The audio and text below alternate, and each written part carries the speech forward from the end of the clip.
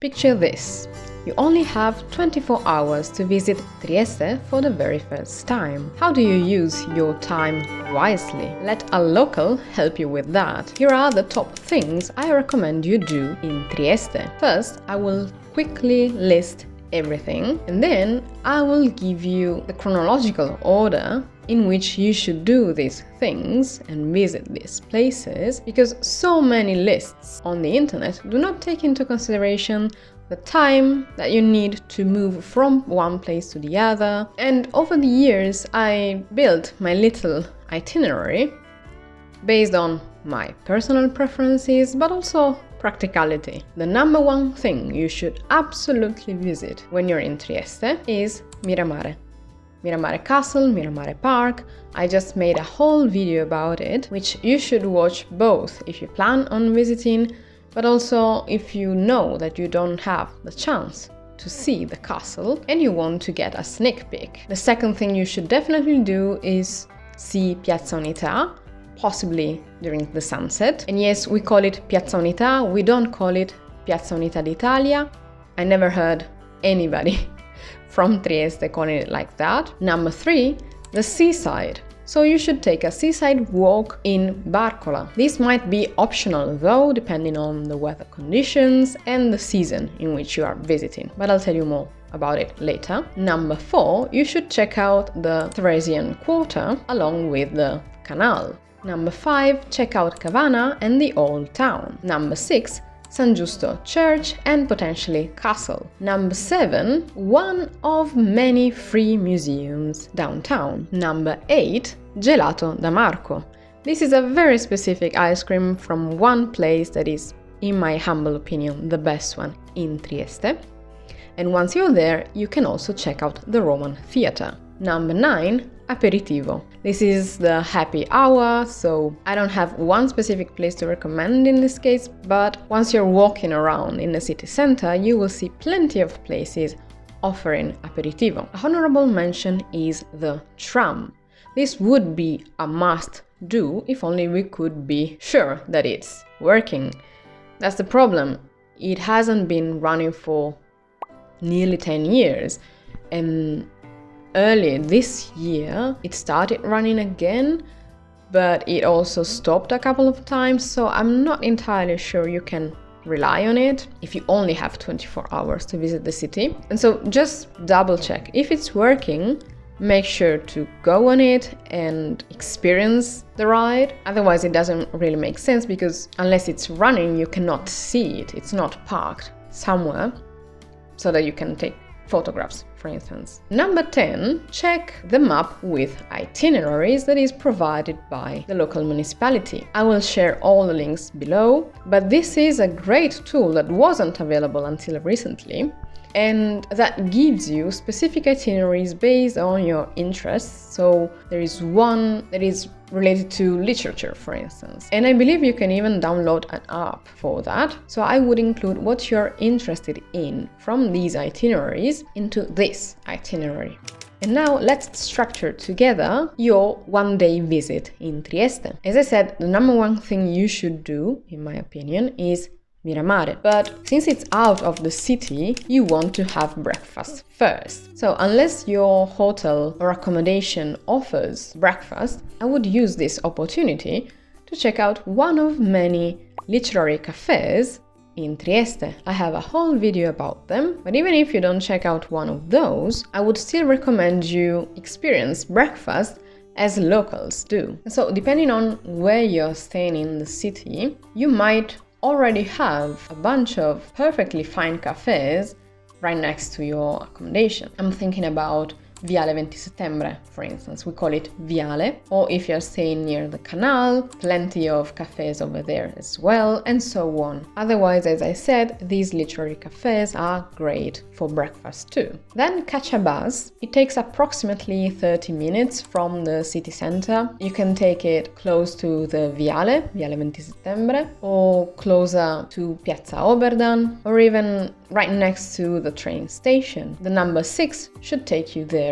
all year round, while number 36 could be useful during summer. Once you're there, you can decide on whether to visit the castle, which is free on the first Sunday of certain months. I will list them down below. If you want, you can book a visit to the castelletto and the kitchens, but the availability may vary. And otherwise, just walk around the park and enjoy the stunning nature over there. If you're visiting during summer, I would also take some time after checking out Miramare to walk back to Barcola. And if you love swimming, that's your chance, because you will see Barcola gets pretty crowded during the summer, and you have all the facilities. You just need to bring your own swimsuit and a towel and you're good to go, basically. And if you didn't have the time to have breakfast before visiting Miramare, then you can also get it in Barcola. At this point, you've spent the whole morning in Miramare and Barcola. You can catch the bus back to the city center and have lunch, but also a little stroll in the Theresian quarter, Borgo Teresiano. I recommend you have lunch in this area for a couple of reasons. One is because I believe you should visit it, period.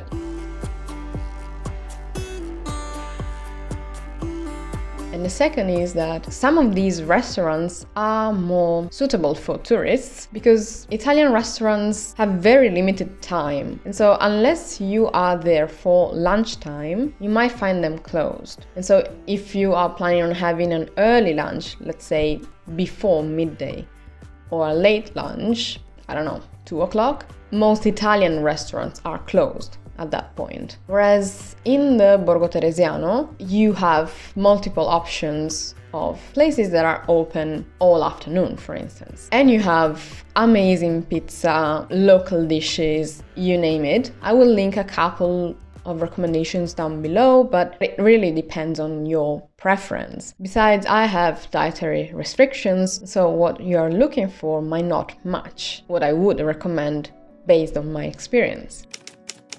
After lunch, you should walk towards the Roman Theatre and the Gelato da Marco. These are right before Piazz Unità, so in between the Theresian quarter and Piazz Unità. And if it's not the perfect season for gelato or you're simply not craving it, after seeing the Roman Theatre, just keep walking past Piazz Unità and you will be in Cavana. This is the old town, and there's plenty of cafes and narrow alleys that are really atmospheric both during the day and during the night, and here you could stop for coffee. As I said, if the tram is running, it's definitely worth checking out, but it takes a little bit of time, maybe 25 minutes. So keep in mind that it's worth for the panoramic views and the experience itself. And you take the tram from Piazza Oberdan.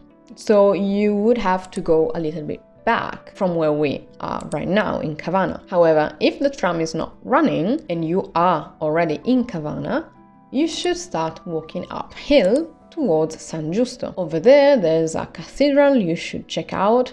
If it's open, if there's nothing else going on in there, it's free. And right next to it, there's a San Giusto Castle. You have to pay for this one, but if you decide to go inside the castle, make sure to check out the viewpoint.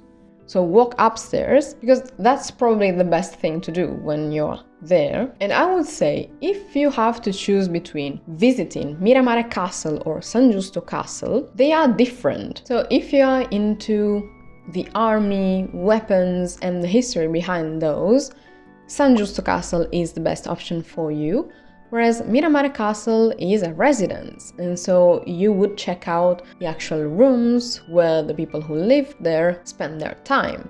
And so they really are different and different experiences. Besides, in the same area as San Giusto Castle and San Giusto Cathedral, you have another museum which is free, and this is great if you're into the Roman history and the ruins, and it's called Winkelmann Museum. Again, I will list all the sources below, and if there's anything I need to add or any updates on any of these, I will add them to a blog post on my website, again linked below. And in my opinion, if you are craving a museum experience in that afternoon, but you're not really into the castle or the Winkelmann Museum. In Cavana, so right before heading to San Giusto, you have the Italo Svevo statue, and right in front of it there's the Literary Museum, which is free and it's quite small, so you don't have to spend hours in there,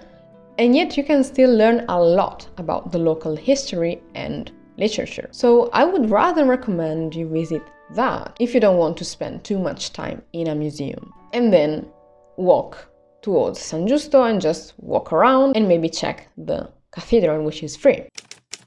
Depending on the season in which you are visiting, you might want to do the seaside walk aperitivo in Barcola instead. And so you might want to switch things around and visit Miramare after lunch instead. Otherwise, if you are there during cold spring day, autumn or winter, I would rather spend time around Piazz Unità, enjoy the sunset, and then, or before that, depending on when you're there, have aperitivo on the waterfront. And so from the canal all the way to the end of this seafront, you have a bunch of local cafes and restaurants that will more often than not offer aperitivo. Personally, I would just sit on the Molo Audace, the Audace Pier, waiting for the sunset, and then I would move on, either to have aperitivo or to have dinner. Again, I would have dinner in this area. The only con is if it's windy. If there's bora, you should stay in the alleyways instead. So don't walk on the waterfront or on the Audace Pier. That would be dangerous.